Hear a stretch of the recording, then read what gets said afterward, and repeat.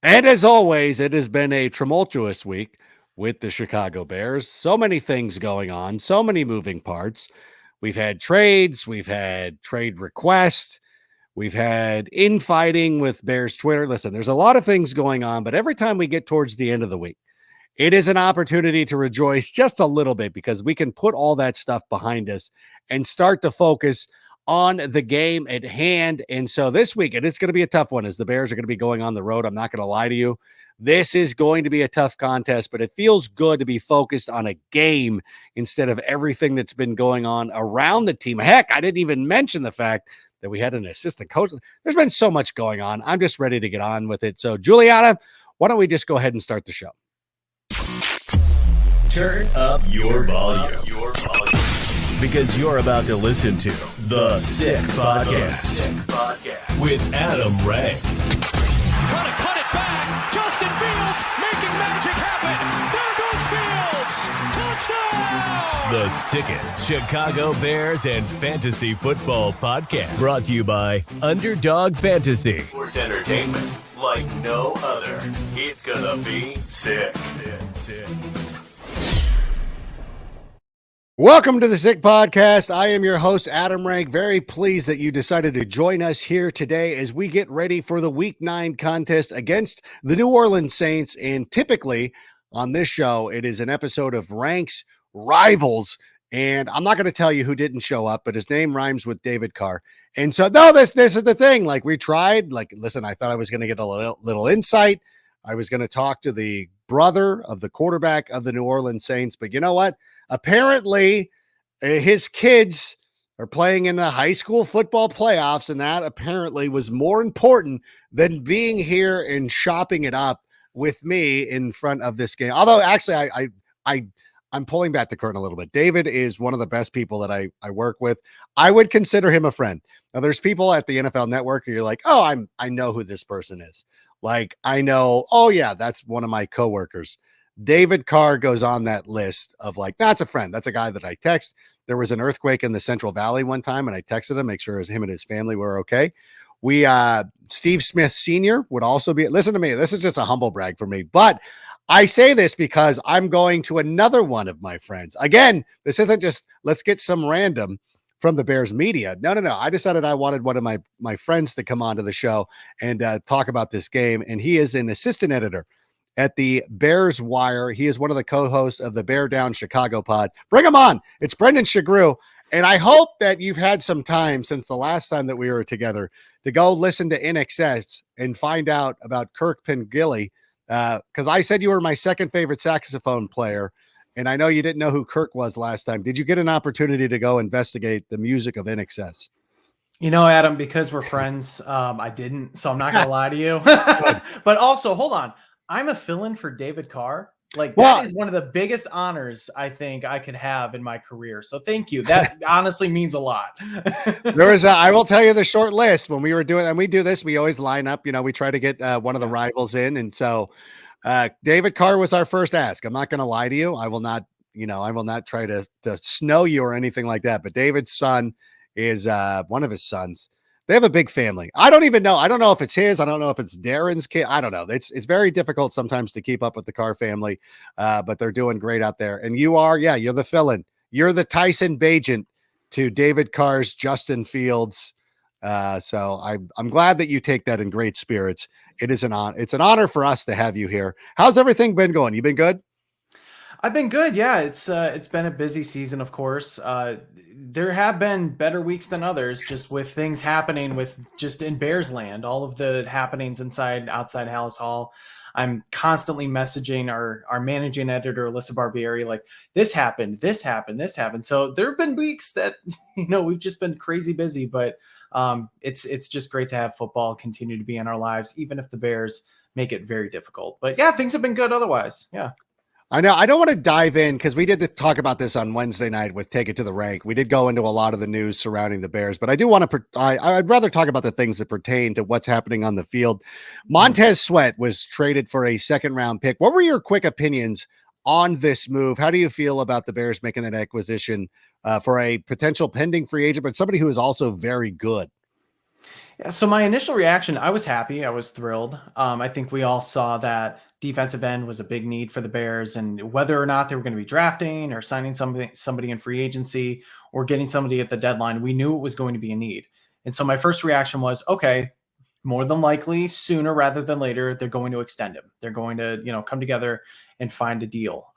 It was a little jarring that that hadn't happened yet. And Mm. so, of course, on Bears Twitter, a lot of people going back and forth like, oh, the process is bad. And, Ryan Poles is in over his head because he doesn't know what he's doing. And I even kind of compared it to what Bradley Chubb did last year, where he signed 2 days later. But I felt better after hearing what Ryan Poles said, saying that's one of our priorities. We're hoping to get something done quickly.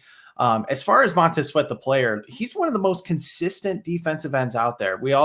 I think everybody points to the fact that he's a consistent pass rusher, but he plays the run really well. He sticks to his assignments. He doesn't go kind of like outside his gaps to try and make splash plays and maybe pad the stat line a little bit, like maybe his old teammate Chase Young did. Yeah. So the fact that the Bears are getting a consistent defender, somebody who is a good locker room guy. He's a little bit older at 27, but that doesn't mean that he's not going to have any, he's not going to fall off the cliff in the next year or so. We see plenty of defensive ends continue to be productive well into their 30s. So I feel really good about it, but that lingering contract, until it gets done, there is a little bit of a, what's going to happen here? Are they going to franchise him? Are they going to find that deal sometime this season? So I feel good now. I'll feel great when an extension actually gets done.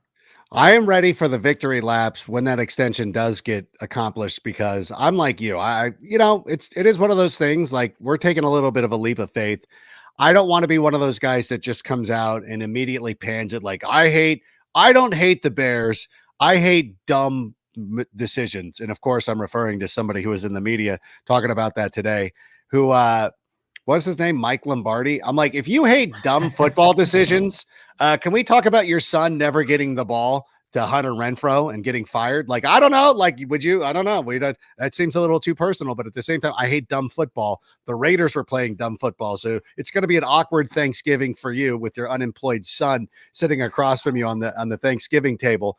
I just honestly believe, and this is one of the things that just goes on and on, and we talk about this at great length, is everybody loves draft picks. Like everybody thinks that a draft pick is the next Patrick Mahomes. And unfortunately, it doesn't always work out that way, even for the best of organizations.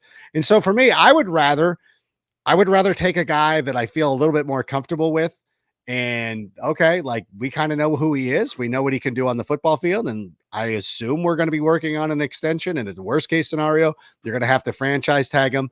I don't think it's too bad, but I do think that one of the fair criticisms at first was everything with Chase Young, because Chase Young goes for a conditional third. But did you see the report? I think it was from Greg Gabriel, who was talking about how the Bears didn't get opportunity to see Chase Young's medical records. Mm-hmm. And so now I feel a little bit better about that as well. How about you? I do too. And also, kind of piggybacking off that, a lot of the reports coming out of Washington saying this is addition by subtraction with Chase Young. He may have been making plays on the field, but something wasn't going well there in that locker room. And so you can say that the Bears got the safer, more consistent option. That is true. And I think there is some you can warrant some criticism for trading a second round pick for a pending free agent when the team itself is 2-6, because knowing that pick is going to be higher, I think those mid to late 30s are still really just prime draft capital. We've seen it in the last few years, but this is the position the Bears have been in. They need to capitalize on getting those players in the building and making sure they don't leave. And it just sort of stinks with not the process, but where the Bears are at. Because if they were a winning team, that second round pick is a lot less valuable. You can say that it's part of the present where you're making a playoff run and hoping to get things done for the future, like what if Miami did last year and the Ravens did with Roquan Smith. Mm-hmm. So it's a little hard to swallow that this is pretty much primarily for the future, and we're hoping that we can get something out of him this year to have a competitive second half season. But at the end of the day, you're right. Draft picks are draft picks. They could be anything. The old Family Guy quote that always gets thrown around. It could even be Montez Sweat. Exactly. So it's still a good move to get somebody like that in the building. And it's probably going to be something that elevates the team. I mean, the Bears do have a strong secondary. A better pass rush helps that. They have good linebackers. A better pass rush helps that too. So it's not only about just one part of the defense, it's about the entire defense. Yeah, so I'm in favor of it. I think again. I mean, you hear people knocking the organization like same old Bears. I'm like, the McCaskies would have normally failed on the Chase Claypool thing and then bunkered in for forever. Like, we're not taking another risk, but the Bears keep going out there and taking risks. And so I applaud them for going out there and taking or just taking a chance and trying to get an opportunity to get a really good player. Is he going to play this week? Have you heard? Just watching the reports, I was just looking at the injury report right now. I hope he plays. But have you heard if he's going to be playing or not? Yeah, so the media talked with the position coaches, and they did say that the plan is to play him. So I'm going to guess that he gets around 20 to 25 snaps and, maybe plays like 30%, 35% of the defensive snaps on Sunday. So that's good. That's good to see. So in some capacity, he's going to get reps. I've thought so too. When we were talking about it on Wednesday, I was like, well, of course, I mean, Khalil Mack didn't practice for an entire summer, and then he shows up and he just dominates in Green Bay. I'm like, why can't Montez Sweat, who's been playing football, come in? Obviously, you're not going to master the playbook or the defensive signals and everything, but it's like, can you run to the passer? Like, yeah, okay, then just go do that. So I'm looking forward to that. And I know that there's I'll just go on defensively, like looking at the defensive side of the football right now, if you don't mind me going through, just letting everybody know, Jaquan Brisker already ruled out. Tremaine Edmonds ruled out.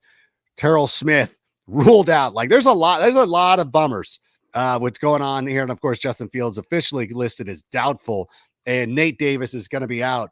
It feels like we could use a little bit of a boost here on the defensive side of the football. No, definitely. It was really discouraging about Jaquan Brisker, and it's scary too with what Matt Eberflus talked about going through with him about they thought it was an illness, and then they did more concussion testing. It was a concussion, and he hadn't practiced all week, already ruled out. So the good news with Tremaine Edmonds, and I'm not downing him or anything like that. He's a great player. He's come alive as of late, but thankfully, there's a guy named Jack Sanborn that can come in and play some pretty damn good football. So yeah. I feel at least pretty good that the Bears linebacking core isn't going to fall off. Now, they do have a tough assignment with a Saints offense that can throw a lot of different looks at you. Of course, talking about Taysom Hill with the different runs, making sure that they're in position to make sure he doesn't break one off or anything like that. But yeah, you don't like to see all these injuries pile up, and some of the guys that have been out now for a few weeks, Nate Davis, Terrell Smith dealing with mono. You just hope that they're coming back soon. I mean, they weren't put on IR, and they've missed probably at least like 3 games now, maybe 4 with Terrell Smith. But it's not great. But of course, it's the NFL, next man up, and at least Eddie Jackson's back, and hopefully he plays more than in case of emergency situation like last week, which was really odd.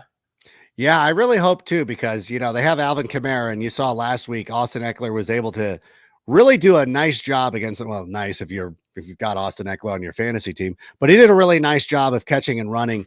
I think the biggest issue for this team, tackle a player. Yeah. And I hope that's one thing I'm really curious to see with Montez Sweat. Like, he knows how to tackle. If he comes in and suddenly doesn't tackle, I'm going to be like, this is an illness that we got to just rectify here. But I feel like if the effort is improved and they do a better job of tackling, they're not going to go and shut out the Saints. But I think they could hold them, not let them, like the Vikings, even without, and Jordan Addison's a good player. They didn't let the Vikings go crazy. I think this defense could be capable of slowing down the Saints. I think so too. I'm sure we'll get to predictions, but I'm not optimistic about the Bears winning. The Saints offense has been a mess for most of the year. They finally got it together against a really bad Indianapolis Colts defense, and they did have 10 days to prepare for that. So does that carry over against the Bears? I don't know. Some of those mistakes I think that the Bears defense made, like you said, are fixable. Just tackle. You're in the right position. TJ Edwards, make sure you don't let Austin Eckler just shake you off and go down for a touchdown. And I'm just not convinced that the Saints offense is going to be humming again, because there's been a lot of turmoil there. Derek Carr's yelling at guys. Chris Olave is not running routes fully. And then he, has a legal issue too, and he's not playing to his potential. There is a chance, I think, for the Bears to hang around. But you mentioned it. The key, Alvin Kamara, I think Taysom Hill, who had a great game last week. I know some of us probably look at Taysom and we're like, how is this still a thing? How does this still work? How does this still work in the year 2023? But it does. And I think that's where the Saints got their juice last week. So those two are going to be the big keys for me. I think it has to be better. It cannot be worse because the Chargers came in. They knew how to beat the Bears defense with those screens, those quick passes. The defenders are playing 10 yards off. And they just, I said it was death by 1,000 cuts, which is, of course, the cover 2 defense, the big weakness. You would hope that Matt Eberflus and everybody on the staff would make adjustments and know that can't happen again going into this week against the Saints. I know it's probably a different coaching staff, but having played the Indianapolis Colts, at least knowing the personnel, I hope that gave Matt Eberflus an opportunity to kind of figure out a way to possibly just at least slow down the Saints. But that would mean that the Bears offense needs to come alive. Tyson Bagent is getting his 3rd start. What are your impressions of Tyson Bagent so far? I think he is a perfect backup quarterback. QB2. He fits the mold. He can keep the rig on the road. We saw it with the Raiders. When things are going well, when the Bears can run the ball, when their defense is getting opposing offenses off the field, all you have to do is just kind of maintain the game plan. When you get behind and then have to throw it and, defenses know that they can just sort of like pin their ears back, go after the quarterback and drop guys into coverage. That's when Tyson Bagent gets into trouble. And that's when a lot of backup quarterbacks get into trouble. I was thinking about this. I think I talked about it on the podcast this week, the Bear Down Chicago podcast. I was thinking back in 2018 with Chase Daniel, when Mitchell Trubisky went out for 2 games. Chase Daniel went 1-1, and one game he had like a couple bad interceptions, almost led him back to a win. But if you're a backup quarterback and you kind of finish with that 500 record, that's pretty good because you keep kind of your team at least in the thick of it, no matter where you are in the standings until the starter comes back. And that's kind of what Tyson Bagent does. Like he's not going to wow you physically or athletically. He's not going to make those like jaw-dropping throws, but he's good enough to hang around and he's good enough to come in a pinch and lead the team and at least keep them in games. And unfortunately last week, of course, the Darnell Mooney big deep pass that was Son great. of a gun. I know, and he should have it was a missed call. We all know it was a missed call. But then the defense just allows that huge drive. The Chargers then go up by 7, and you're automatically playing from behind. That's so hard for a backup. So I like what he does. He's just not a starter at this point. Maybe not ever, but that's okay. One of the things, too, that was pertinent of that is even though the call was missed, and we talked about this on the last 2 shows about how I told Darnell Mooney to his face, said you were not down. He agreed with me, but you still should not run a jet sweep at Khalil Mack on the next play. You also shouldn't try to lose yards. I know you don't want to play for a field goal, but get the 3 points and get out of there. And if they get the touchdown there, if they get points on that first drive, if they somehow don't let the Chargers score a touchdown at the end of the first half, there's a lot of ways that that gets cleaned up. And all of a sudden you're in a game with the Chargers who love to blow leads. Things can be a little bit different. So things need to be different here with the Chicago Bears. Need to take care of those opportunities. And I hope, and again, I know that for anybody who's out there who wants Tyson Bagent to win, then apparently we become anti-Fields. You're like, hey, I hope the Bears win this week. Why you hate Fields? I'm like, no, I want the Bears to win. Justin Fields is still the number 1 quarterback for this team. When he comes back, he's the starter. We're not questioning that.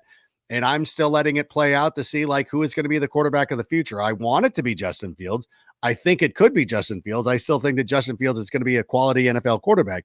I want him to come back and prove that. And I think it's fine. But the Bears this week need to get it done against this tough Saints defense, and asking our backup quarterback to do it is going to be a tall order. So before we get to our picks, we'll do here in a moment, I want to remind everybody, if you're in the Chicagoland area, and you need a place to watch the game because this is in New Orleans, Game Room Chicago is the best place. It offers billiards, shuffleboard, skee ball, pop-a-shot, and so much more. And it has plenty of space to watch all of your favorite games with a menu featuring Michelin-starred chef Mari Katsumura snack foods. There are beer towers, a weekend Bloody Mary bar, and shareable signature cocktails. That makes Game Room Chicago the place to be on game day, not only for Bears games, but go there and watch the Big Ten games as well. It's a lot of fun. Game Room Chicago is the place to check out. All right. So you said you're a little you're a little skeptical because I'm pretty sure everybody knows where my game pick is going to go. But how do you see this one going for our Chicago Bears? You know what? I love that about you. You never change. Always believe. I've been hurt too many times. I have to try and pick with my head a little bit. But look, with this game, if this maybe was at Soldier Field, I'd feel a little bit better. But look, the Bears have not won in New Orleans at the Superdome since 1991. I was 6 months old. I remember it fondly. Tom Waddle had himself a hell of a game. Goodness gracious. Since then, it's just been terrible, and it just feels like bad things happen there. They have a great home field advantage, but look, I'm going to pick the Saints. I think I had them at 26-17. And my biggest key is DJ Moore versus Marshawn Lattimore. Yeah. This matchup scares me because since 2021, I'm going to pull up the stat here just so I have it. I want to be as accurate as I can be. Since 2021, Moore obviously playing with the Carolina Panthers. He played the Saints quite a bit. He faced Marshawn Lattimore 3 different times. In those times, he totaled just 5 catches for 41 yards and no scores. Saints defense shut him down. Without Marshawn Lattimore in the one game, DJ had 8 catches for 79 yards and a touchdown. So if Marshawn Lattimore and the Saints defense is able to key in on Moore and take away Bagent's top option, and then you're going to have to rely on the run game, I just don't know if that's enough to win. And I think the Bears defense does bring the Saints offense back a little bit, but I don't think it's going to be enough. So I picked the Saints, unfortunately. The Superdome. Isn't it ironic, Adam, that the place that was the setting for the Bears' only Super Bowl championship is so freaking hard for them to win at? It's crazy. It's such an intertwined history with New Orleans, because obviously the Bears won Super Bowl 20 at the Superdome. Mike Ditka ended up coaching the New Orleans Saints during the 2000s. You know, it was a pretty good rivalry. I would say for a lot of kids that were growing up in the 2000s, you kind of hated the Saints. Not Tyler Scott, who loved Reggie Bush, but for a lot of people, like, the Saints were the team that was really frustrating, and you really did not like that team. And there was a lot of playoff angst and everything that went on between those two franchises. But the one thing that I truly love about this, and I love about the NFL, is that everything changes from week to week. So many times you go out there, think about the Bears after they beat the Washington Commanders a couple of weeks ago. People were feeling really good. Confidence was riding sky high. And I think for the New Orleans Saints, everything that was going wrong with them righted itself against the Indianapolis Colts. And for once, the Bears are going into a game where they don't need to be the get-right game. The Colts was their get-right game, like it was for the LA Chargers last week. So now this is where they go a little bit and they regress. I think that a lot of the problems that were there for the New Orleans Saints continue to be there. I don't think that they're all washed away. I wasn't going to be able to say this in front of David, but I'm like, I still think that there's a lot of things going on, because Chris Olave dropped a couple of balls against the Colts that could have been touchdowns. So I don't know how that relationship's going. Rashid Shaheed looked great, but he's been a volatile player who can hit and not hit and things like that. And as a matter of fact, I think there's an opportunity for the Bears here. So per usual, I will be picking the Bears to win this game. And if you want to use any of this information for your fantasy football contest, remember, Underdog Fantasy is the easiest way to play fantasy football. It's simple and easy to get started. Go to underdogfantasy.com, or better yet, download the app. There's a lot of pick'em contests for Underdog Fantasy. And if you've never played one of these before and you've never signed up for Underdog, go to underdogfantasy.com right now, or download the app, sign up, play in one of these pick'em contests. It's really easy to get started. Underdog Fantasy will match your initial deposit up to $100. It's a great thing. Use the promo code SICK to take advantage of this deal. I'm going to go with the Saints. You're going to go with the Saints. Excuse me. I'm not going with the Saints. I'm going with the Bears. But I want to thank you for being here. Tell everybody where they can find you, where we can find the Bear Down Chicago pod. And obviously be sure to be checking out Bears Wire, which is we love Allison too. And so where can we find your work? Yeah. So follow me on Twitter or X, whatever, at Brendan Sugrue. That's Sugrue.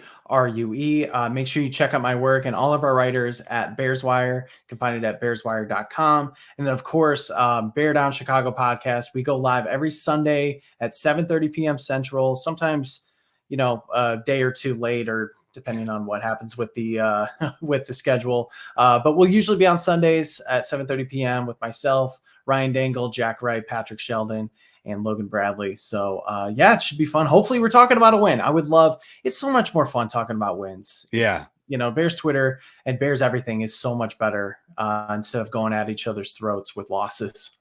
Yeah, it is. It has become like a family that's fighting amongst themselves. Like this should be a reality TV show. It's just Bears Twitter and all the infighting, and like you can't support a player without it being deemed that you're against another guy. It's a crazy time, but hopefully we can go out there, prove you wrong, and get the win. But I want to thank you so much for being here. I want to thank everybody who joined us here for the show today. Be sure to like and subscribe wherever you're watching this, be it on YouTube. Write the word sick in the comments right there. Let us know that you enjoyed the show. And of course, you're listening to us on wherever you listen to podcasts. Rate and subscribe, and we appreciate that. So for Brendan, I'm Adam, and Juliana, go ahead and play us out and bear down. And that's a wrap. Hope you don't miss us too much until next time. Follow the Sick Podcast with Adam Rank on YouTube, Instagram, Facebook, Google Play, and Apple Podcasts. Brought to you by Underdog Fantasy.